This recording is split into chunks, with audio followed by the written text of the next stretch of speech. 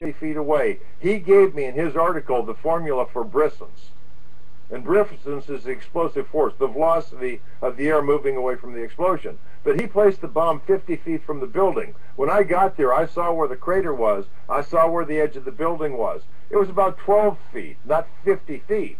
Now, an explosion in that additional 38 feet loses a lot of power. But let me give you an idea how powerful that bomb was. The inside bomb could not have done this. Across from the Marat building, the backside where the bomb went off, there's a gravel parking lot. There's a big oak tree there. That oak tree, the branches that were facing slightly towards the building were snapped. When I went to the wall, this is probably close to 300 feet away of the newspaper building there were pieces of gravel still embedded in the brick.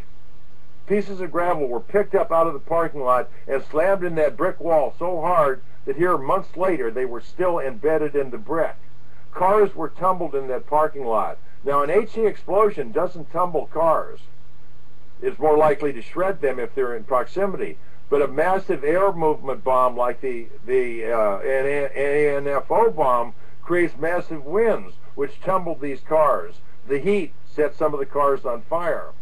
Now, he said it couldn't happen, but if we look at it a different way, that side of the building, the ground level on that side of the building had glass windows. You've got this massive air going in. Now, the Marat building was earthquake-proof. The bottom 3 stores were a rigid construction. The remaining stores were flexible to withstand earthquake. When this massive air went into that building, it would have gone up stairwells, elevator shafts, and everything, and created massive air that would blow things out the windows, at least where that flow was allowed. Now, understanding building structure,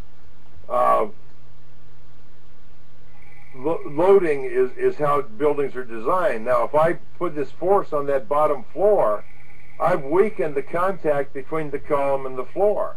So that column is more susceptible because the load is removed from it. Well, I've explained it in more detail. Just as an aside here, you know, whether it was McVeigh or whether it was the government, you know, certainly the government used it to demonize and try to pass that legislation they already had, the anti-terrorist legislation they already had in effect.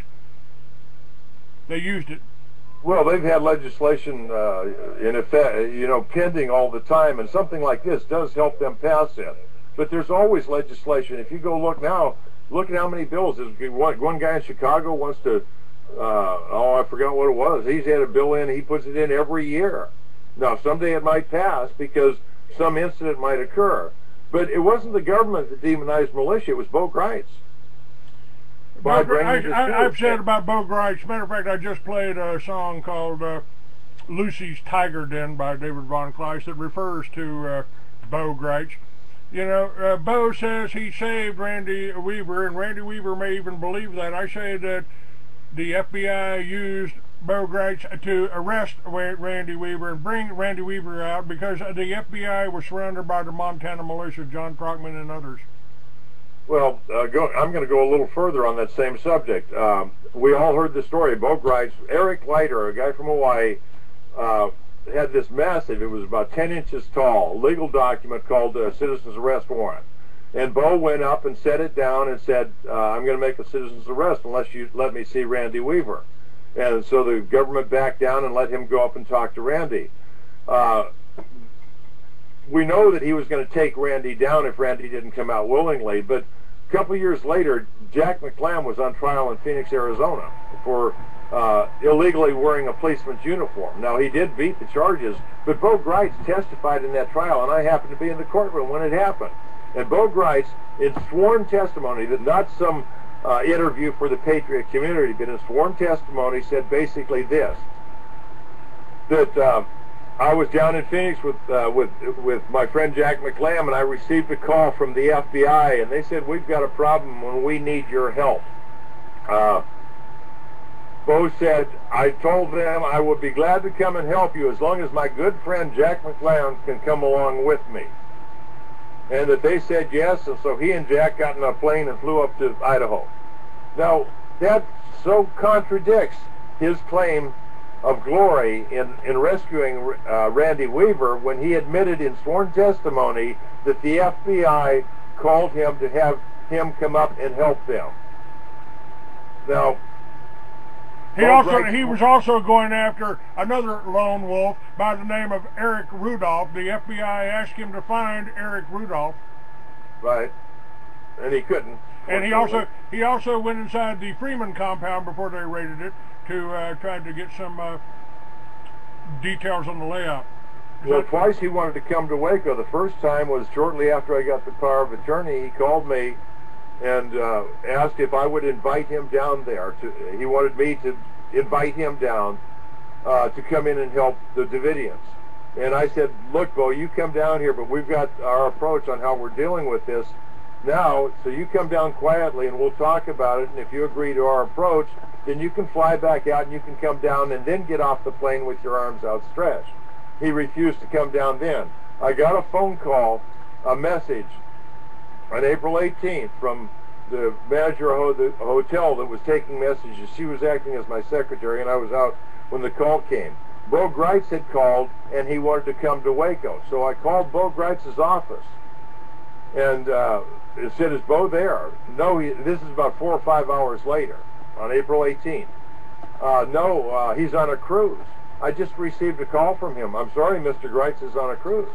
Well, I don't know how he called me, and I didn't talk to him, but the message came, this is Bo Greitz, I want to come down there.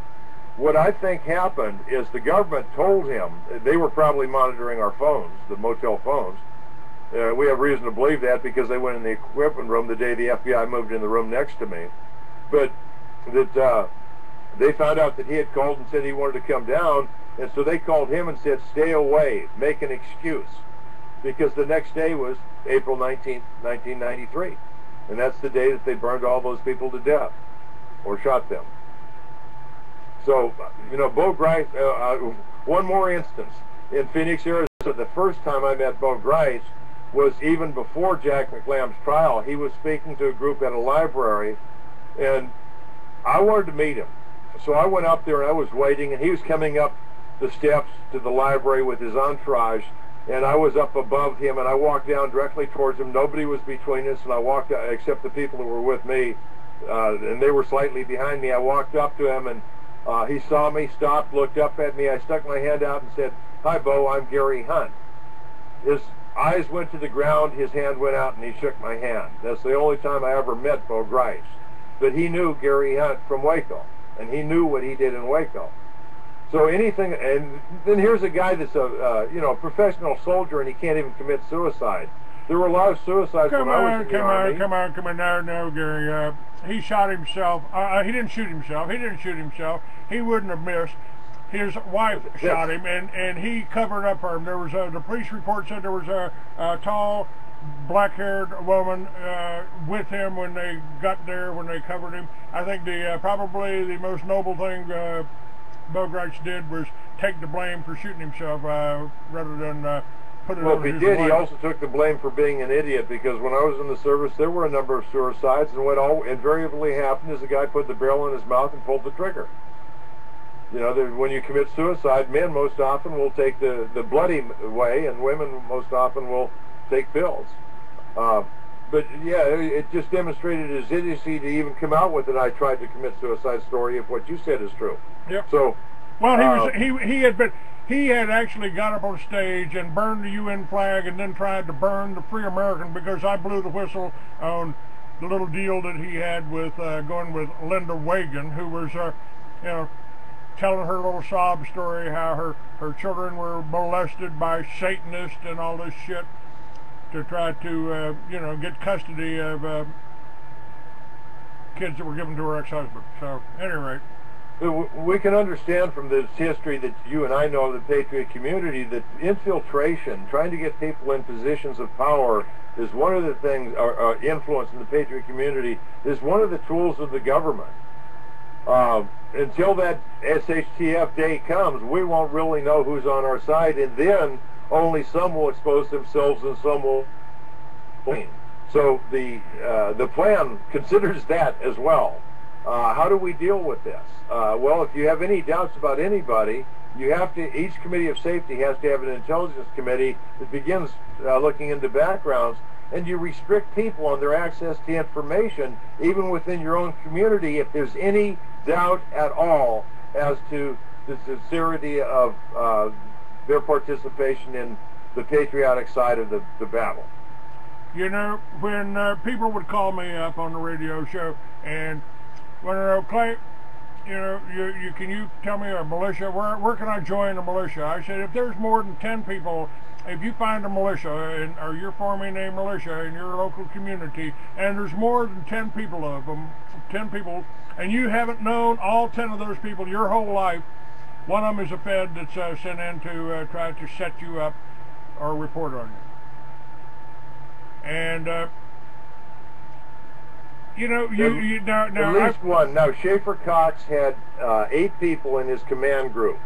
One was an agent, one was an informant. The Viper Militia had in Phoenix, Arizona in the 90s, had an agent and an informant in it. The West Virginia Militia had an informant in it. Yeah, the infiltration of what people want to call militias now is unbelievable. I mean, it was an FBI agent that started Tri-States Militia, that was organizing Tri-States Militia and tried to kick me out of a militia meeting, you know? $1,776 a month the FBI was paying him. I can't even remember his name now. Yeah, and we need to expect that, but we need to overcome that as well. And how you overcome it is, one thing is you have committees of safety in charge, and they will commission the officers because, as you said, Tri-States Militia was started by an agent or an informant. Yeah. If the commissions come from the Committee of Safety based on a proven record rather than his popularity with the troops, then you're more likely to get somebody that has passed at least some degree of screening, vetting, to determine that he has never been charged with a crime and just walked away from the charges, or something has occurred in his life that's setting him up. They can look at the educational background. You know, the best officers, Eisenhower was not a public figure. He was a damn good general. We don't... well, I wrote an article, it's on committee.org page, on leadership. And our leadership should be people that listen and reason and then decide, rather than people that tell you what to do every time you turn around. Those considerations have to be taken. An affiliation of individuals, I would say, is, you know... Well, eventually the militias, in the plan, eventually the militias have to begin working together. And they can't do that without the committees of safety giving them their marching orders and deciding who's in command. You don't want them fighting to, no, if we're going to work together, I'm in charge. This happened with Benedict Arnold and Ethan Allen when they were going to Ticonderoga. Who's in charge? They both wanted to be in charge. They finally decided on doing it jointly. We can't have that. Now that's exactly, divide and conquer is what I've said is, has been their whole tactics behind us. And now this particular thing, you came on my show, I've talked to you about it, I spoke with Mike about it, who's supposed to be in charge of the committees of safety here in Arizona. I spoke with him. He found some reason not to do any of my shows and didn't even call me on the last one. How are we going to put anything together? Is that, and I don't know, I frankly don't know whether that's happening because he's being influenced, he doesn't want to talk to me, he doesn't want to be linked with me, or whether he is not who he says he is. Now I've tried to go all the way up the ladder to the oath keepers and talk to people on the board of directors about this. They say he's not reliable. Now you've got a woman on this thing. Her name's Wendy. She's in charge of Sons of Liberty Riders. She kicked me out because I ride a Harley with a cowboy hat and 2 fucking dogs. You know. Now, how are we? I've been in this Patriot movement for 20 some odd years. I'm looking for people to work with, looking for people to help. That's why I've got you on the show. That's why this show will be up on YouTube, because I think you're, you know. We may not agree on certain points, but, you know... We agree on the goal. We agree on the goal, and the goal is our Constitution, our founding fathers fought for establish something, a method of self-government first time in 6,000 years. That's too valuable to let go, and I swore an oath to defend that, and I read it. So we're on the same page there. I don't give a shit whether you smoke pot again. I think the government did Oklahoma City to try to demonize the militia. I don't care if you don't agree with me on that, because the end goals are the same. They want one world government of the banksters, by the banksters, and for the banksters. I want my Constitution back. I want my Constitution back. Yes, sir. Yeah, So how do we deal with this? How do we deal with Mike? I mean, you know, put me in charge, well, man. Anybody on earth can call me up on my cell phone, on my thing. You want to advertise it? I've got answers. We've got answers. If you restore the self-sufficient family farm and staff it with veterans who have been trained to protect a base of operations, then you got solved your food supply, you solved your energy problem, and you've solved a homeless veterans problem. So what? Well, dealing on a small level like that is basically a last stand, because if they took out every, let's call it, I hate the word, but let's call it a commune that you're talking about developing, because descriptively it is a self-contained, self-sufficient community. Yes. With defensive means and everything. But if you've got, say, 1,000 communes around the country, all the government has to do is go in one at a time and wipe them out. We've got to take the war to the enemy. Okay. There's no way that you win by taking a defensive position. Now, as far as the Arizona Committee of Safety, I prefer living in a protected home or compound or farm or ranch as to sleeping in a foxhole or a sleeping bag out in a cave somewhere, you know. Well, the best place to be is in your community and secure the entire community. Well, that's what the plan's all about. You start with your town, your neighborhood, your town, your county, and it grows out. You know, when I wrote the simplified version, which you posted, yes, somebody had asked me in a chat on one of the web pages, can you explain in a couple sentences what this plan's all about? And hell no, man, I wrote 47 pages, and you want me to tell you in 2 sentences what it is? But then I thought about it, and I came up with a description, and here's what it is. The map is all black, and black is where the oppressive government's in control. But every once in a while, a white dot sticks up somewhere, a little white dot, pinpoint.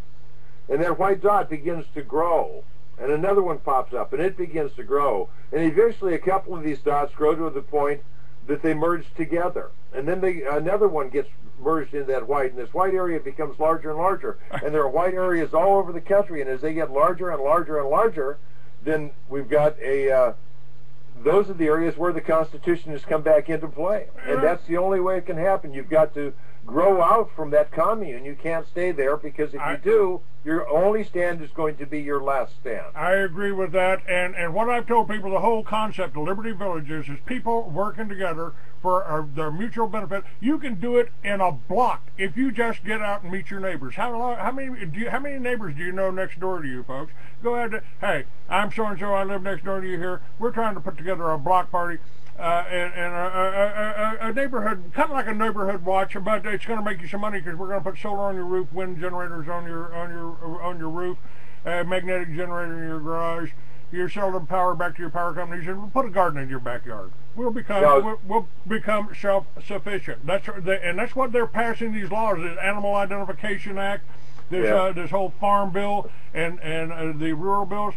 You know, I looked at that plan on the little white dots and all that, and I can swear if you really zoom in on that, you can see Liberty Villages and the Declaration of Independence and the Bill of Rights and the Constitution hanging on the wall. You know. Right, but now those Liberty Villages also have to be planning right now on expanding. The whole thing is you cannot just build a fence around you and say, this is ours, fuck you. I've been planning it for 8 years. You've got to have the plan, and the plan lays out what you have to do to expand that, to incorporate the nearest town. And don't you have that? Ooh, don't you have that plan? Well, I don't talk about Liberty Village specifically, but yes, it grows around those committees of safety. Is what I use. You use Liberty Village. You've created a committee of safety within that community. Now, go back to what John Hancock said on April 12, 1775, 25, he beseeches every town, village, and plantation, basically you're a plantation, to form a committee of safety. That's right. So that Liberty Village, as long as it has a committee of safety that is the civil body over the military body, you're in step with the plan completely. But you need to start planning now. How do we grow this out of here? What are we going to do when SHPF Day comes? I called it a ton. 10 families that run the plantation, and it's a cooperative venture. They're linked with other towns, other ventures.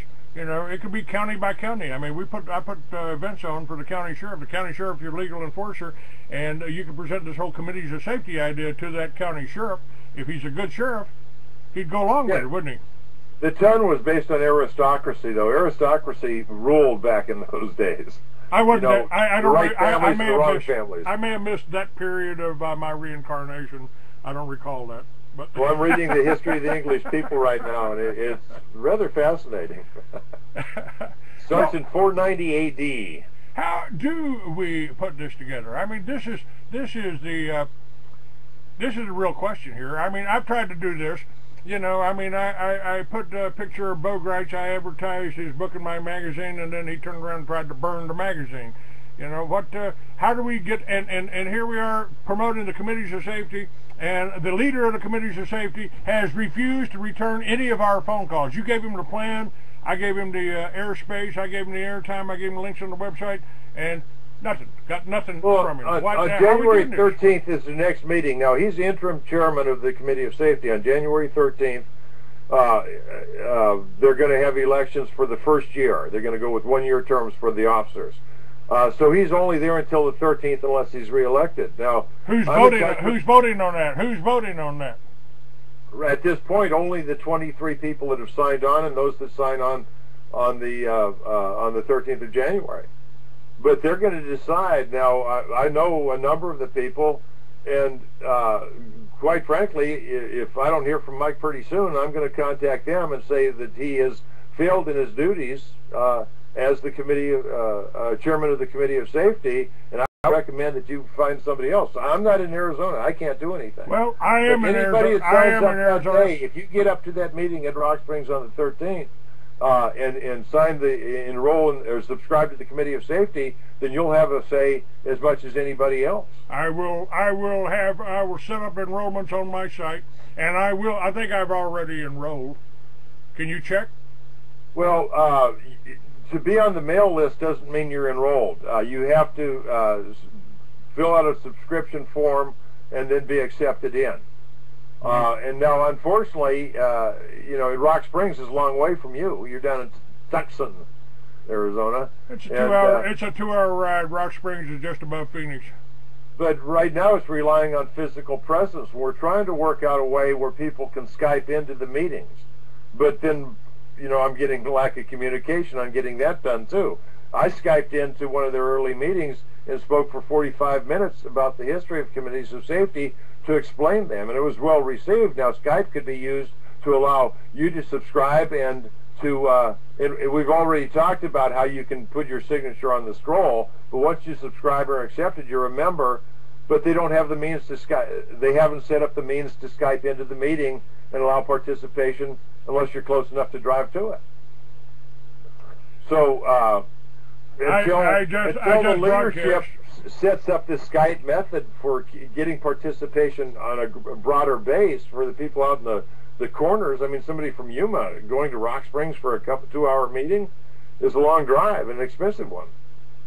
But if you can get some encourage people in Arizona to go to that meeting and subscribe, and make sure that you find somebody that will pick up the ball and carry it as chairman, that's what is needed. Mike, in my eyes, has failed at this point. I don't know. He's still on Facebook. He's posting on Facebook. I would volunteer. I would try for that, but I ain't going anywhere without my dogs riding with me. And Wendy wouldn't like me for. That's the reason she didn't like me, because I carry my dogs. Drop that. Leave your dogs outside. It is a restaurant. Unless you're blind, you can't take your dogs in. No, sir. My dogs are service animals. They do have their IDs, and they eat in the best restaurants from one end of the country to the other. And if you don't like that, fuck you, leave the restaurant. You know. If you've got meet the current legal requirements, I hate to put it that way, where the restaurant doesn't have should not have a problem with you. If you have the legal authority for those dogs, then you have every right to take them in. That's right, and I've had that for 10 years. My dog has been riding with me for 10 years. He's got 50,000 miles. If I go from here to Venice Beach, the dog rides with me, and he rides into the restaurants, both of them. You take your dogs and go to Rock Springs on the 13th, and you go to the meeting and bring as many people as you can and get them to subscribe and talk about the problem with the current leadership and lack of communication. That's why I invited Mike on the show. That's why I've invited you on my show, to be able to put this together. And, you know, I'm just kidding about the dogs, except I will, if a restaurant tries to throw me out, I will call the cops on them, and they will go to jail. I won't. Well, that restaurant is bound by the health laws, and as long as you're in abeyance with those laws and dealing with service dogs, he has no cause to throw you out. Now, I hate to speak, and I feel that I've, in a sense, overstepped my bounds. You've drawn it out of me. I don't speak bad of any patriot. Bo Greitz is not a patriot. He's a permanent member of the counterintelligence organizations. Linda Thompson is not a patriot. I've had too many run-ins. Bill Cooper, I've addressed. I believe he believed he was a patriot, but I seem to have some evidence that he was being duped. He's not around, but when he died, I wrote a glowing review of him being a true patriot. I believe he was. I believe he was too. He was a friend of mine. I was one of a few other talk show hosts that he liked. Step beyond the bounds of on Mike. It's caused me to step where I don't like to step, which is, and you know that I believe in unity. I don't like speaking ill of people, but I'm only saying that Mike was very communicative with me until he missed your first show. I've spoken to him once since. Well, that was the computer's fault. I've spoken to him only once since that occurred, and he will not respond to my calls. And we need leadership in the community. I'm not disparaging Mike. I'm just saying as a leader, he has failed to communicate, and that communication becomes absolutely necessary if we want to restore constitutional government. I agree with that. I agree with that. And just for a point of contention, the computer went down, but I called him on my cell phone. He answered the phone and then hung up on me. I had him on the cell phone. We would have done the show that first day. The second time that I will accept being too ill to talk. This third time, I won't accept that, and I won't deal with him anymore. And if I go up there, I will run against him as for chairman of this, because I've got the experience, I've got the knowledge, and I got the history. And I've got the connections, and I've got the voice, and I know how to put us up on Skype. I can do this. I need people to work with, and I'm tired of fighting with these people. That's why I signed up. That's why I've got your banners for the PUC up on my sites. PUC is Patriot Unity Coalition, and it doesn't mean you have to agree with people.